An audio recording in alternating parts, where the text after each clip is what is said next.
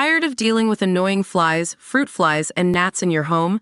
The Zevo Flying Insect Trap is your ultimate solution. Don't wait. Check out the link in the video description now to get your Zevo Flying Insect Trap on Amazon and enjoy a bug-free home today. I love my rugby league, as do many Australians. But you do have to wonder about the decision Anthony Albanese is set to formalize in the coming weeks, spending $600 million to support setting up a new NRL team representing Papua New Guinea. Timing is almost everything in politics, and right now our economy is on the brink. Growth rates are anemic and interest rates may be about to rise. The cost of living crisis engulfing Australians is made worse by stubbornly high housing prices, a shortage of housing stocks, and a per capita recession. Yet in the middle of all of that, federal cabinet is set to sign off on Albo's decision to send hundreds of millions of dollars offshore to help a near neighbor establish a new rugby league team. When welfare advocates asked Treasurer Jim Chalmers why his recent budget didn't include an increase to the New Start allowance, he said that governments need to make decisions about where a finite amount of taxpayers' dollars can be spent. The Labour Party had other more urgent priorities, he intimated. How does so much money going abroad to support a commercial sporting enterprise's expansion qualify as a good use of taxpayers' dollars right now? It would be bad enough if that money was allocated to domestic sporting activities akin to the setup in PNG.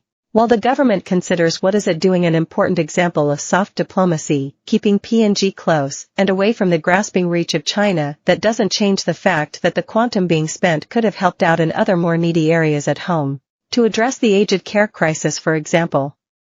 Or to help the government achieve its target for new home builds it is currently falling short of. When Australia is doing well and has the opportunity to spread its largesse to more needy nations, that's one thing. But when we are on the verge of a technical recession with unemployment projected in the May budget to rise in the coming years, pledging $600 million to a foreign power for the purpose of setting up a sporting team just feels wrong. And what about the values Labour claims to hold dear?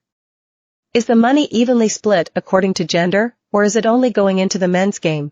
Perhaps more importantly, why won't the government find money like this to support women's sports at home, such as netball, the most popular sport played right across the country? Helping netball become a viable commercial business to rival other highly paid television sports would be just one way Labour could walk the walk on gender issues rather than just talk to talk. I suspect Team Albo made the decision about an NRL team for PNG in a misguided search for votes.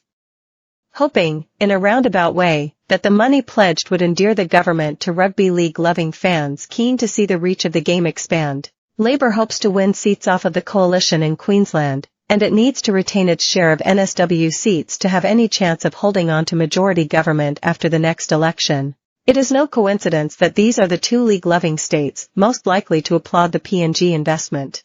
I just wonder if they really will, given the economic challenges right now.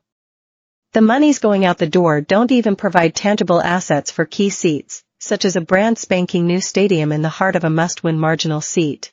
Instead, it will go into a mixture of infrastructure abroad, security arrangements, and grassroots support for the game in PNG. That is all a long way from the grassroots seat-by-seat campaigns that will decide the next election. While the coalition is unlikely to oppose or even point out the opportunity costs attached to this allocation on money to go overseas, if voters take the time to stop and think about the amount being gifted, they may well wonder why Albo can find so much money to help out another country. But he can't seem to find the funds necessary to lift the living standards of Australian citizens. Shouldn't charity really begin at home?